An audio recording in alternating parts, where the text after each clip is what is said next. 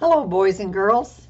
Today's story is The Legend of the Candy Cane, and it was written by Lori Walburg and illustrated by James Bernardin.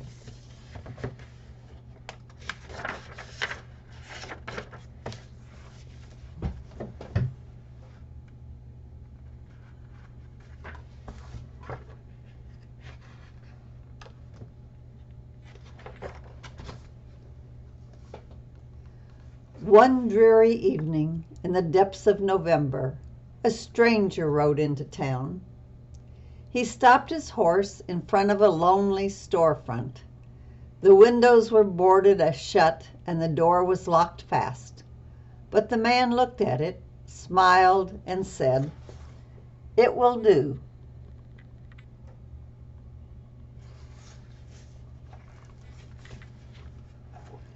All through the gray short days and the long dark nights of November, the man worked.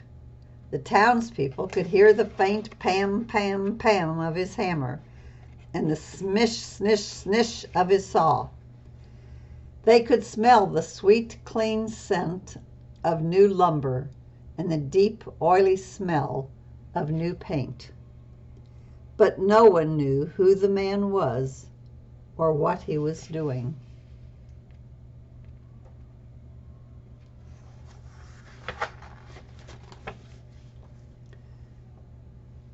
The mayor hoped he was a doctor to heal his illness. The young wives hoped he was a tailor to make beautiful dresses. The farmers hoped he was a trader to exchange their grain for goods.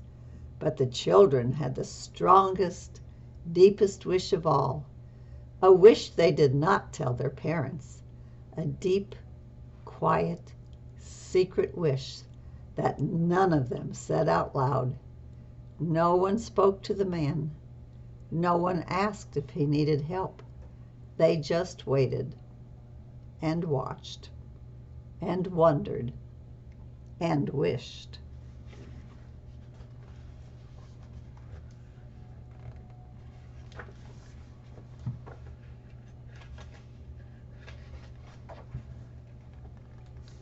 But one small girl watched and wondered, waited and wished longer than she could stand. And one snowy day she knocked at the stranger's door. "Hello," she said. "My name is Lucy. Do you need some help?" The man smiled warmly and nodded. Then he opened the door and Lucy stepped inside. A long counter ran down the side of the room. Bare shelves filled the opposite walls. In the back were dozens and dozens of barrels and crates. "Could you help me unpack?" the man asked.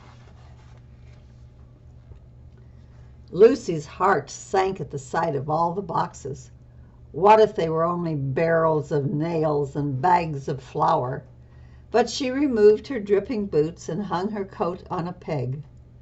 On stocking feet, she crossed the rough wooden floor and knelt beside a crate.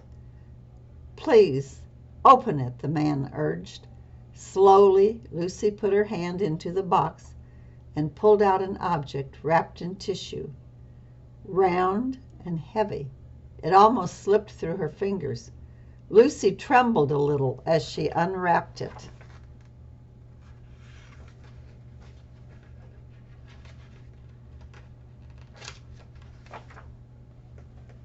It was a glass jar. Lucy gave the man a puzzled look. "Go on," his nod said. So she unpacked another glass jar, and another, and another, until she was completely surrounded by jars of all shapes and sizes. Tall and thin, round and squat, jars with lids and jars without. "Now," the man said, "for something to put inside." And he pulled over a huge crate stamped with a strange word.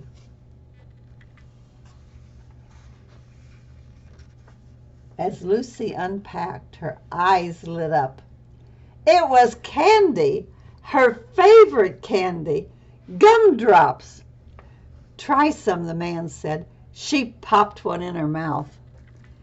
Now she could hardly unwrap fast enough. Peppermint sticks, taffy, lollipops, chewing gum.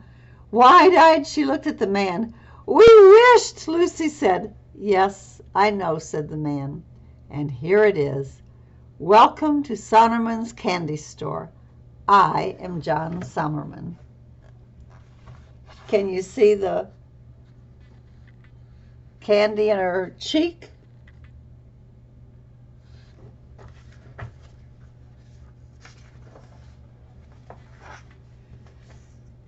Soon the small store was filled with candies, gleaming in their glass jars, raspberry suckers and tiny lemon drops, brightly colored jawbreakers, and long tangles of licorice, pink and white peppermints for church, and butterscotch balls for company.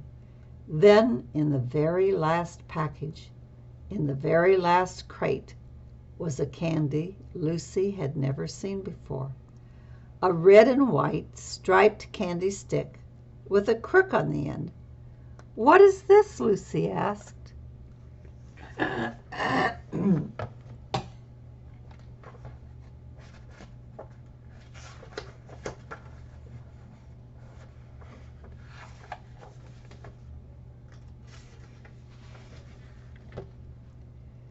"This," Mr. Sonneman explained, "is a candy cane. It is a very special Christmas candy." "Why?" Lucy asked. "Tell me," Mr. Sonneman said. "What letter does it look like?" Lucy took the candy and turned it over in her head. "J," she said. "Yes," Mr. Sonneman smiled. "J for Jesus, who was born on Christmas Day." "Now turn it over the other way. What does it remind you of?" Lucy turned the candy in her hand. She peered down intensely.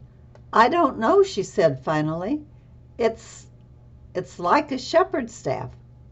"Yes, who were the first to find out about Jesus' birth." "Shepherds in the field," Lucy answered, "watching over their flocks by night."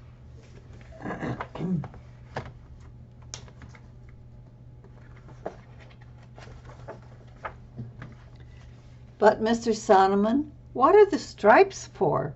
Lucy asked. The man's eyes grew sad. "The prophet Isaiah said, 'By his stripes we are healed.' Before he died on the cross, Jesus was whipped. He bled terribly. The red reminds us of his suffering and his blood." "But then," Mr. Sonneman continued, "the candy is white as well. When we give our lives to Jesus, his blood washes away our sins, making us white and pure as snow. That," he said, "is the story of the candy cane." "Is it a secret?" Lucy asked. Mr. Sonneman looked at her for a long moment. "It's a story that needs to be told," he said. "Will you help me share it?"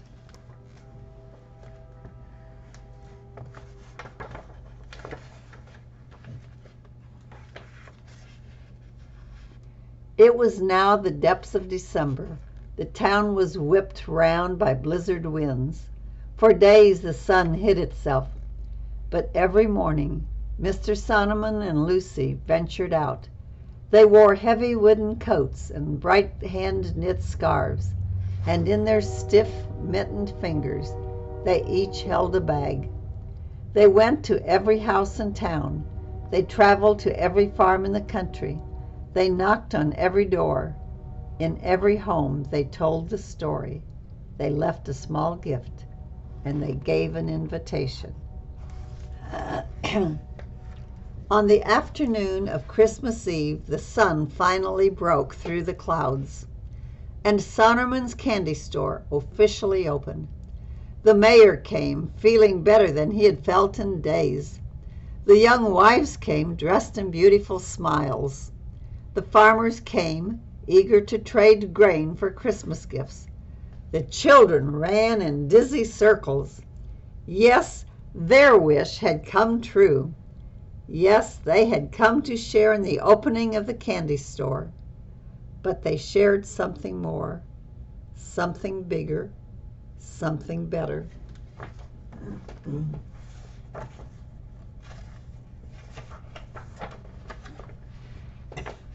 On that Christmas Eve, they shared the story of the candy cane. They told of the miracle of Christ's birth, the misery of his death, and the mercy of his love.